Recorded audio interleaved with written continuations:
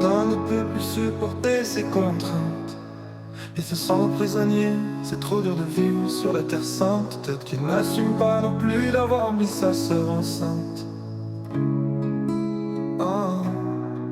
Dans sa famille, visiblement, on ne plaisante pas lors des étreintes. Il cherche sur la carte sa prochaine destination. Mais avant tout, il veut choisir avec la population. Donc après de longues heures de réflexion, le pays des Helvètes a retenu son attention. Ah, c'est l'histoire d'un capot en fuite, avec de gros penchants sodomites, à la recherche d'un réseau, pourquoi pas de jésuites, qui pourrait exfiltrer dans un pays faux-schmitt.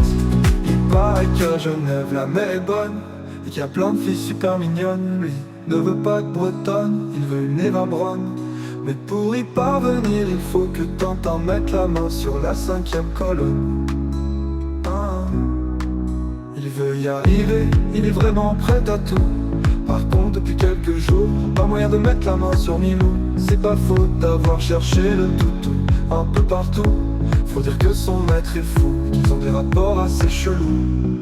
C'est l'histoire d'un capot en fuite, avec de gros penchants sodomites, à la recherche d'un réseau, pourquoi pas de jésuites, qui pourrait l'exfiltrer dans un pays faux-schmitt. Il s'imagine qu'il va pouvoir profiter des banques au lourd passé. Il est ruiné et désocialisé, et se voit déjà les mains pleines de billets. Dans sa tête tourne en boucle, juste deux idées: quitter la Judée, puis obtenir de faux papiers.